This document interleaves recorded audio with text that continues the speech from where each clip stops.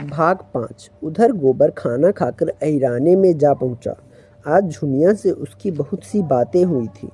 जब वह गाय लेकर चला था तो झुनिया आधे रास्ते तक उसके साथ आई थी। गोबर अकेला गाय को कैसे ले जाता? अपरिचित व्यक्ति के साथ जाने में उसे आपत्ति होना स्वाभाविक था। कुछ देर चलने के बाद झुनिया ने गोबर को मर्म भरी आंखों से देखकर कहा, अब तुम काहे को यहाँ कभी आओगे? एक दिन पहले तक गोबर कुमार था।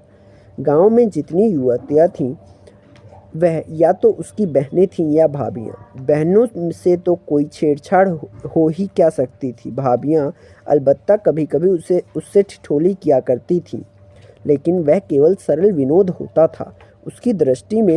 उनकी दृष्टि में अभी उसके यौवन में केवल फूल लगे थे। जब तक फल न लग जाएं उस पर ढेले फेंकना व्यर्थ की बात थी। और किसी और से प्रोत्साहन न पाकर उसका कौमार उसके गले से चिपटा हुआ था। झुनिया का वंचित मन, जिसे भाभीियों के व्यंग और हास विलास ने और भी लोलुप बना दिया था, उसके कौमार्य ही पर ललचा उठा। और उस कुमार में भी पत्ता खड़कते ही किसी सोए हुए शिकारी जानवर की तरह यौवन जाग उठा। गोबर ने आवरणहीन रसिकता के साथ कहा, अगर भिक्षुक को भीख मिलने की आशा हो तो वह दिन भर और रात भर दाता के द्वार पर खड़ा रहे। झुनिया ने कटाक्ष करके कहा, तो यह कहो तुम भी मतलब के यार हो। गोबर की धमनियों का रक्त प्रबल हो उठा। बोला, भूखा आदमी अगर हाथ फैलाए तो उसे क्षमा कर देना चाहिए। झुनिया और गहरे पानी में उतरी। भिक्षुक जब तक 10 द्वारे ना जाए उसका पेट कैसे भरेगा? मैं ऐसे भिक्षुकों को मुंह नहीं लगाती। ऐसे तो गली गली मिलते हैं, फिर भिक्षुक देता क्या है? असीसों से तो किसी का पेट नहीं भरता। मंद बुद्धि गोबर झुनिया का आशय न समझ सका। झुनिया छोटी सी थी, तभी से ग्राहकों के घर दूध लेकर जाया करती थी। ससुराल में उसे ग्राहकों के घर दूध पहुंचाना पड़ता था। आजकल भी दही बेचने का भार उसी पर था। उसे तरह तरह के मनुष्यों से सब साबिका पड़ चुका था। 2-4 रुपए उसके हाथ लग जाते थे, घड़ी भर के लिए मनोरंजन भी हो जाता था। मगर यह आनंद जैसे मंगनी की चीज हो, उसमें टिकाव न था, समर्पण न था, अधिकार न था। वह ऐसा प्रेम चाहती थी जिसके लिए वह जिए और मरे, जिस पर वह अपने को समर्पित कर दे। वह केवल जुगनू की चमक नहीं, दीपक का स्थायी प्रकाश चाहती थी। वह एक गृहस्थ की बालिका थी जिसके गृहिणीत्व को रसिकों की लगावटबाजियों से ने कुचल नहीं पाया था। गोबर ने कामना से उद्दीप्त मुख से कहा, भिक्षुक को एक ही द्वार पर भरपेट मिल जाए तो क्यों द्वार द्वार घूमे? झुनिया ने सदैव भाव से उसकी ओर ताका। कितना भोला है, कुछ समझता ही नहीं। भिक्षुक को एक द्वार पर भरपेट नहीं मिलता है, उसे तो चुटकी ही मिलेगी। सरबस तो तभी पाओगे जब अपना सरबस दोगे। मेरे पास क्या है झुनिया? तुम्हारे पास कुछ नहीं है, मैं तो समझती हूँ। मेरे लिए तुम्हारे पास जो कुछ है वह बड़े बड़े लखपतियों के पास नहीं है। तुम मुझसे भीख न मांगकर मुझे मोल ले सकते हो। गोबर उसे चकित नेत्रों से देखने लगा। झुनिया ने फिर कहा, और जानते हो दाम क्या देना होगा? मेरा होकर रहना पड़ेगा, फिर किसी के सामने हाथ फैलाए देखूंगी तो घर से निकाल दूंगी। गोबर को जैसे अंधेरे में टटोलते हुए इच्छित वस्तु मिल गई। एक विचित्र भय मिश्रित आनंद से उसका रोम रोम पुलकित हो उठा। लेकिन यह कैसे होगा? झुनिया को रख ले तो रखेली को लेकर घर में रहेगा कैसे? बिरादरी का झंझट जो है, सारा गांव कांव कांव करने लगेगा, सभी दुश्मन हो जाएंगे। अम्मा तो इसे घर में घुसने भी ना देगी। लेकिन जब स्त्री होकर यह नहीं डरती तो पुरुष होकर वह क्यों डरे? बहुत होगा, लोग उसे अलग कर देंगे, वह अलग ही रहेगा। झुनिया जैसी औरत गांव में दूसरी कौन है? कितनी समझदारी की बातें करती है। क्या जानती नहीं कि मैं उसके जोग नहीं हूँ? फिर भी मुझसे प्रेम करती है, मेरी होने को राजी है। गांव वाले निकाल देंगे तो क्या संसार में दूसरा गांव ही नहीं है? और गांव क्यों छोड़े? माता दीन ने चमारिन बैठी ली तो किसी ने क्या कर लिया? दाता दीन दांत कटकटा कर रह गए। माता दीन ने इतना जरूर किया कि अपना धर्म बचा लिया। बिना स्नान पूजा किए मुंह में पानी नहीं डालते। दोनों जून अपना भोजन आप पकाते हैं और अब तो अलग भोजन भी नहीं पकाते। दाता दीन और वह साथ बैठकर खाते हैं। झिंगुरी सिंह ने बामी रख ली। उनका किसी ने क्या कर लिया। उनका जितना आदर मान तब था उतना ही आज भी है, बल्कि और बढ़ गया। पहले नौकरी खोजते फिरते थे, अब उसके रुपए से महाजन बन बैठे। ठकुराई का रोब तो था ही, महाजनी का रोब भी जम गया। मगर फिर ख्याल आया, कहीं झुनिया दिल लगी न कर रही हो। पहले इसकी ओर से निश्चिंत हो जाना आवश्यक था। उसने पूछा, मन से कहती हो झूना कि खाली लालच दे रही हो? मैं तो तुम्हारा हो चुका, लेकिन तुम भी मेरी हो जाओगी। तुम मेरे हो चुके कैसे जानूं? तुम जान भी चाहो तो दे दूं। जान देने का अर्थ भी समझते हो? तुम समझा दो ना। जान देने का अर्थ है साथ रहकर निबाह करना, एक बार हाथ पकड़ कर उम्र भर निबाह करते रहना। चाहे दुनिया कुछ कहे, चाहे माँ बाप, भाई बंद, घर द्वार सब कुछ छोड़ना पड़े। मुंह से जान देने वाले बहुतों को देख चुकी। भौरों की भांति फूल का रस लेकर उड़ जाते हैं। तुम भी वैसे ही न उड़ जाओगे। गोबर के एक हाथ में गाय की पगिया थी, दूसरे हाथ से उसने झुनिया का हाथ पकड़ लिया। जैसे बिजली के तार पर हाथ पड़ गया। सारी देह यौवन के पहले स्पर्श से कांप उठी। कितनी मुलायम, गुदगुदी, कोमल कलाई।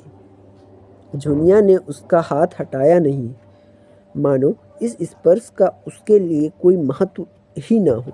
फिर एक क्षण के बाद गंभीर भाव से बोली, आज तुमने मेरा हाथ पकड़ा है, याद रखना। खूब याद रखूंगा झूना, और मरते दम तक निभाऊंगा।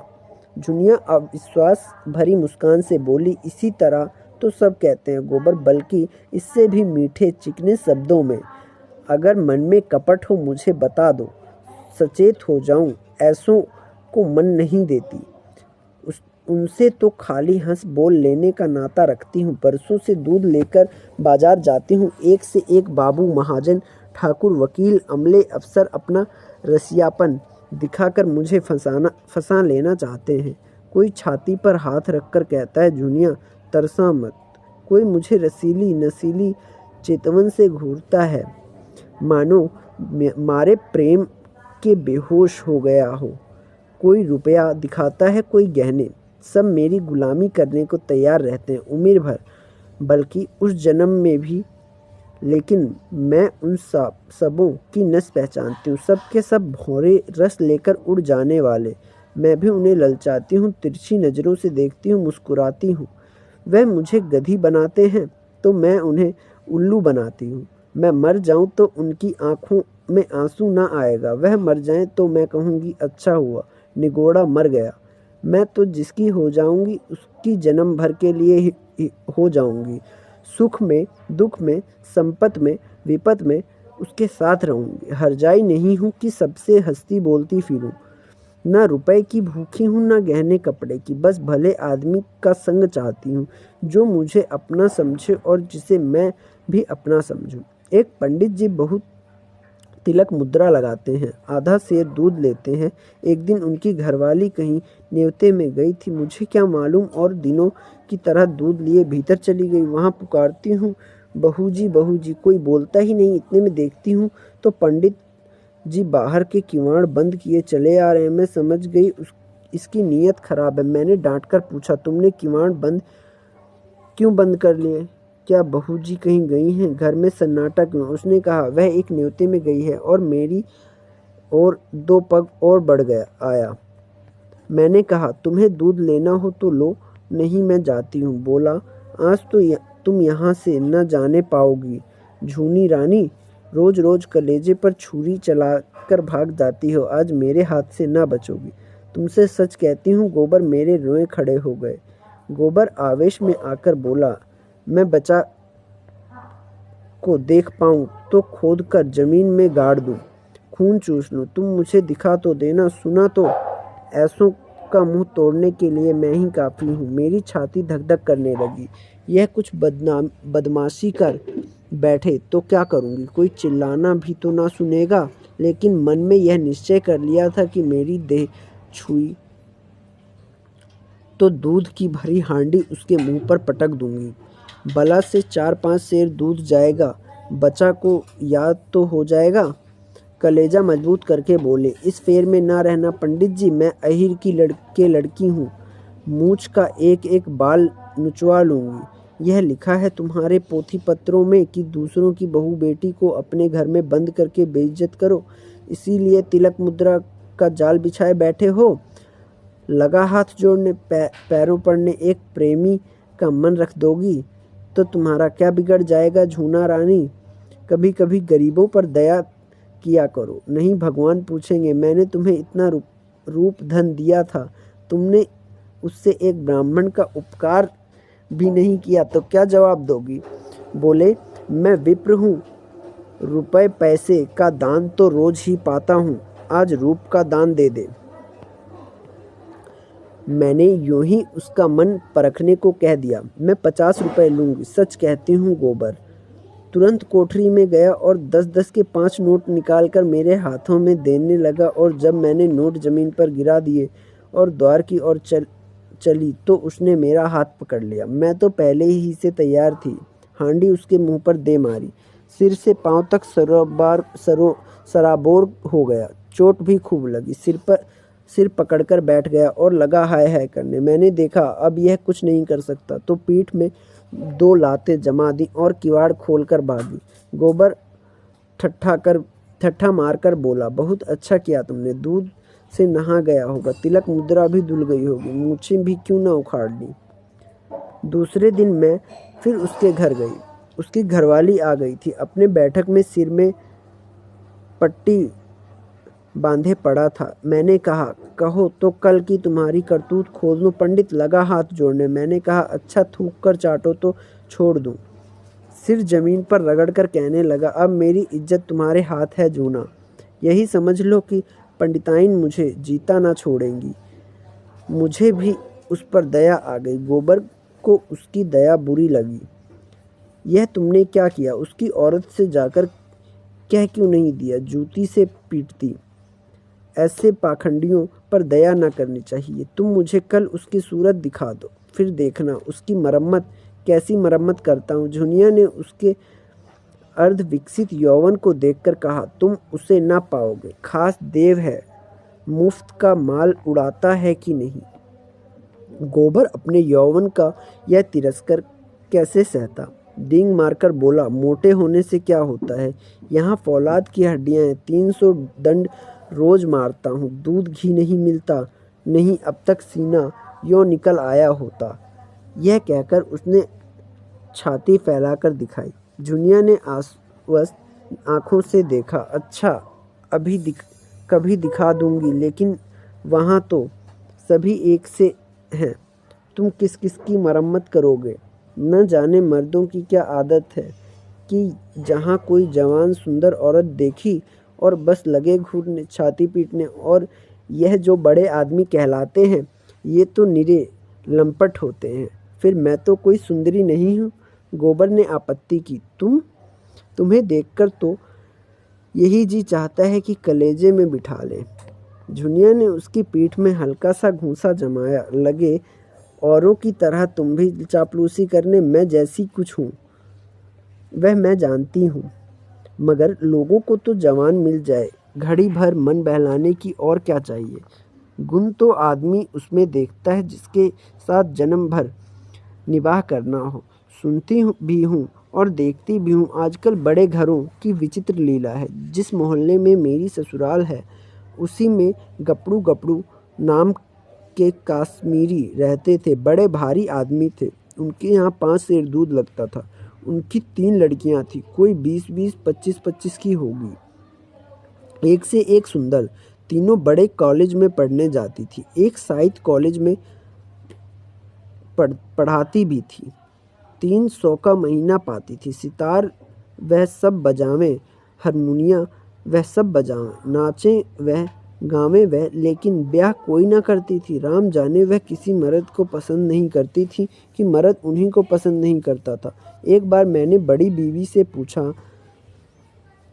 तो हंसकर बोली, हम लोग यह रोग नहीं पालते, मगर भीतर ही भीतर खूब गुलछर्रे उड़ाती थी। जब देखूं दो चार लौंडे उनको घेरे हुए हैं। जो सबसे बड़ी थी वह तो कोट पतलून पहनकर घोड़े पर सवार होकर मर्दों के साथ सैर करने जाती थी। सारे शहर में उनकी लीला मशहूर थी। गपड़ू बाबू सिर नीचा किए जैसे मुंह में कालिक सी लगाए रहते थे। लड़कियों को डांटते थे, समझाते थे, फिर पर सबकी सब खुल्लम खुल्ला कहती थी कि तुमको हमारे बीच में बोलने का कुछ मजाल नहीं है। हम अपने मन की रानी हैं। जो हमारी इच्छा होगी वह हम करेंगे। बेचारा बाप जवान जवान लड़कियों से क्या बोले। मारने बांधने से रहा, डांटने डपटने से रहा, लेकिन भाई बड़े आदमियों की बातें कौन चलावे। वह जो कुछ करे सब ठीक है। उन्हें तो बिरादरी और पंचायत का भी डर नहीं। मेरी समझ में तो यह नहीं आता कि किसी का रोज रोज मन कैसे बदल जाता है। क्या आदमी गाय बकरी से भी गया बीता हो गया, लेकिन किसी को बुरा नहीं कहती भाई। मन को जैसा बनाओ वैसा बनता है। ऐसों को भी देखती हूँ जिन्हें रोज रोज की दाल रोटी के बाद कभी कभी मुंह का स्वाद बदलने के लिए हलवा पूरी भी चाहिए। और ऐसों को भी देखती हूँ जिन्हें घर की रोटी दाल देखकर जर आता है। कुछ बेचारियाँ ऐसी भी हैं जो अपने दाल रोटी में ही मगन रहती हैं। हलवा पूरी से उन्हें कोई मतलब नहीं। मेरी दोनों भाउजों ही को देखो। हमारे भाई काने कुबड़े नहीं हैं। 10 जवान में एक जवान है, लेकिन भाउजों को नहीं भाते। उन्हें तो वह चाहिए जो सोने की बालियां बनवाए, महीन साड़ियाँ लाए, रोज चाट खिलाए। बालियाँ और साड़ियाँ और मिठाइयाँ मुझे भी कम अच्छी नहीं लगती, लेकिन जो कहो कि इसके लिए अपने लाज बेचती फिरूं तो भगवान इससे बचाए। एक के साथ मोटा झोटा खा पहनकर उम्र काट देना, बस अपना तो यही राग है। बहुत करके तो मर्द ही औरतों को बिगाड़ते हैं। जब मर्द इधर उधर ताक झांक करेगा तो औरत भी आंख लड़ाएगी। मर्द दूसरी औरतों के पीछे दौड़ेगा तो औरत भी जरूर मर्दों के पीछे दौड़ेगी। मर्द का हरजाईपन औरत को भी उतना ही बुरा लगता है जितना औरत का मर्द को। यही समझ लो। मैंने तो अपने आदमी से साफ साफ कह दिया था, अगर तुम इधर उधर लपके तो मेरी भी जो इच्छा होगी वह करूँगी। यह चाहो कि तुम तो अपने मन की करो और औरत को मार के डर से अपने काबू में रखो तो यह ना होगा। तुम खुले खजाने करते हो, वह छिपकर करेगी। तुम उसे जलाकर सुखी नहीं रह सकते। गोबर के लिए यह एक नई दुनिया की बातें थी। तन्मय होकर सुन रहा था। कभी कभी तो आप उसके पांव रुक जाते, फिर सचेत होकर चलने लगता। झुनिया ने पहले अपने रूप से मोहित किया था, आज उसने अपने ज्ञान और अनुभव से भरी बातें और अपने सतीत्व के बखान के से मुग्ध कर लिया। ऐसी रूप गुण ज्ञान की आगरी उसे मिल जाए तो धन्य भाग। फिर वह क्यों पंचायत और बिरादरी से डरे। झुनिया ने जब देख लिया कि उसका गहरा रंग जम गया तो छाती पर हाथ रखकर जीभ दांत से काटती हुई बोली, अरे यह तो तुम्हारा गांव आ गया। तुम भी बड़े मुरहे हो, मुझसे कहा भी नहीं कि लौट जाओ। यह कहकर वह लौट पड़ी। गोबर ने आग्रह करके कहा, एक क्षण के लिए मेरे घर क्यों नहीं चलती, अम्मा भी तो देख लें। झुनिया ने लज्जा से आंखें चुराकर कहा, तुम्हारे घर यूं न जाऊंगी। मुझे तो यही अचरज होता है कि मैं इतनी दूर कैसे आ गई। अच्छा बताओ, अब कब आओगे? रात को मेरे द्वार पर अच्छी संगत होगी, चले आना। मैं अपने पिछवाड़े मिलूंगी, और जो न मिली तो लौट जाना।